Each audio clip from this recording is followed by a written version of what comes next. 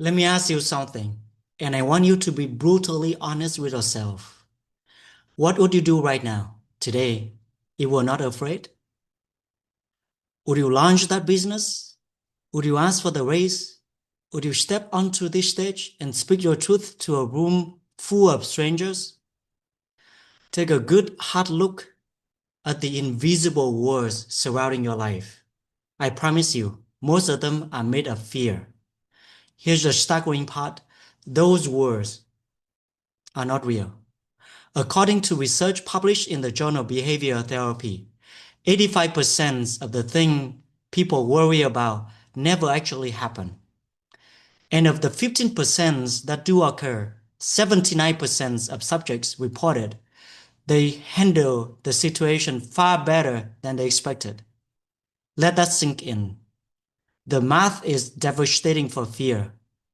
Roughly 97% of what terrifies you is a fabrication of your own mind. So what exactly is fear?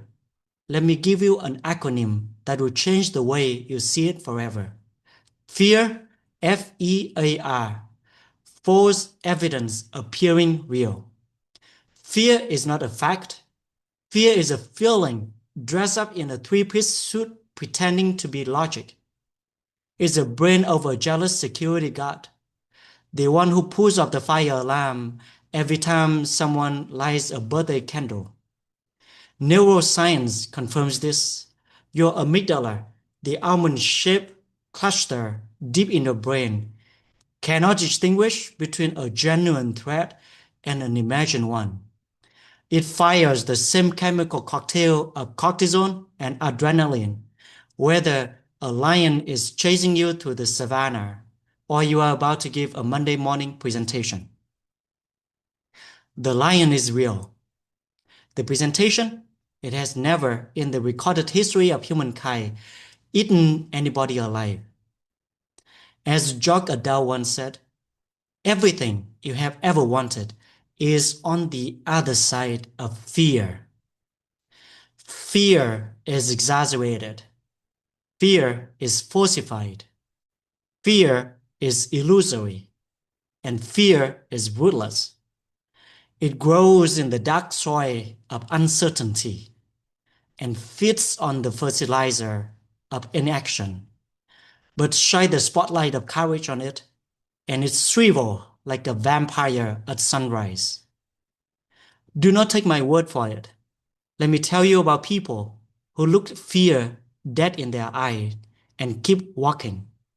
Sarah Blakely, the founder of SpaceX, the youngest self-made female billionaire in American history, started her empire with $5,000 and zero experience in fashion or manufacturing. She was selling fax machines door to door, collecting rejection after rejection. Every hosiery mill in North Carolina turned her away. But here's a detail that separates Blakely from the crowd. Every night at the dinner table, her father used to ask his children a single question. What did you fail at today? If they had nothing to report, he was disappointed. He was not raising children to avoid failure. He was raising children to be fearless. Blakely once said, my dad reframed my relationship with failure and by extension with fear. Today's SpaceX is valued at over $1.2 billion. Or consider Colonel Harlan Sanders, a man who was rejected 1,009 times before a single restaurant agreed to use his fried chicken recipe. 1,009 doors slammed in his face. He was 66 years old, driving around in his car, sleeping in the back seat, surviving on Social Security checks. Most people at 65 would say the ship has sailed. Sanders said, the ship has not even left the dock. Kentucky Fried Chicken now operates in over 150 countries. with annual revenue exceeding $31 billion. As the old saying goes, you miss 100% of the shots you don't take. Fear wanted Sander to put down the ball. Sander refused. As Dale Carnegie once said, inaction breeds doubt and fear. Action breeds confidence and courage. Here's a secret nobody tells you. Speed breaks fear. The longer you deliberate, the louder fear screams. The faster you move, the quieter it becomes. Fear lives in the gap between decision and action. Close that gap, and you suffocate fear before it draws its next breath. Mel Robbins calls it the 5-second rule. The moment you feel the instinct to act on a goal, count 5, 4, 3, 2, 1, and move. Physically move. Because if you give your brain more than 5 seconds, it will talk you out of it every single time. Your brain is not wired to take risk. It's wired to keep you alive, which in the modern world often means keeping you small. Courage is not the absence of fear. Courage is a muscle. And like any other muscle, it must be trained. Here's how you start. First, do one thing every single day that terrifies you. Eleanor Roosevelt gave us that instruction, and she was right. It doesn't have to be skydiving. Start a conversation with a stranger. Raise your hand in a meeting. Submit the application you've been sitting on for months. Each micro act of bravery rewires your neural pathways and teaches your amygdala that discomfort is not danger. Second, reframe the narrative. Stop telling yourself, I'm afraid. Stop telling yourself, I am excited. Harvard Business School research by Dr. Alison Wood Brooks found that people who reappraise anxiety as excitement perform significantly better in public speaking, math tests, and karaoke. Yes, even karaoke. The physiological symptoms of fear and excitement are nearly identical. The only difference is the story you tell yourself.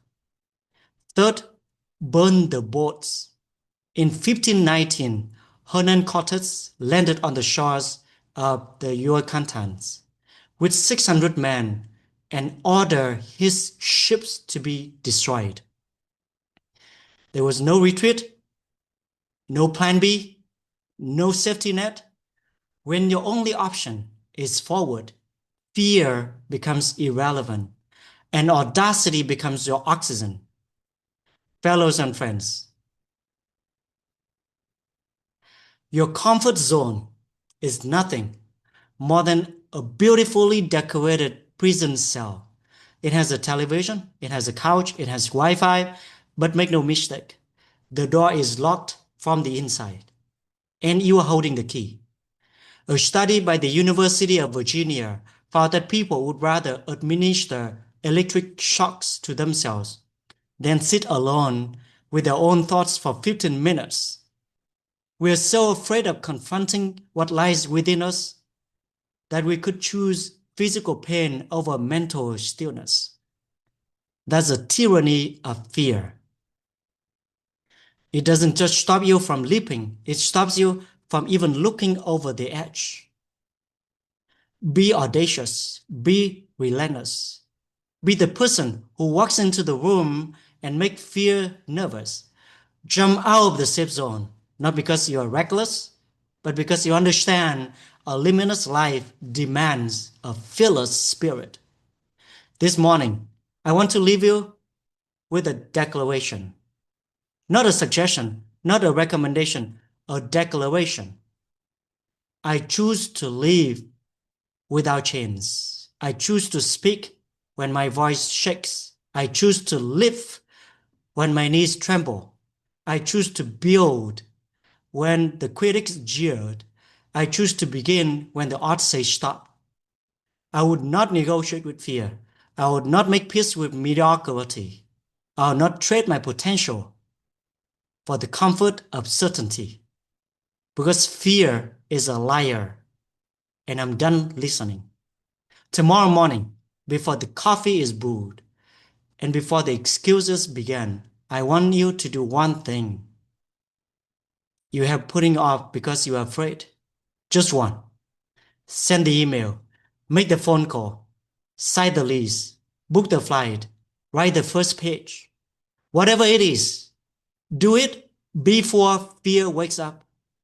Because the graveyard is the richest place on earth, not because of gold or diamond, but because it's filled with unfulfilled dreams, unwritten books, unbuilt businesses, and unlived lives, all buried by people who listen to fear.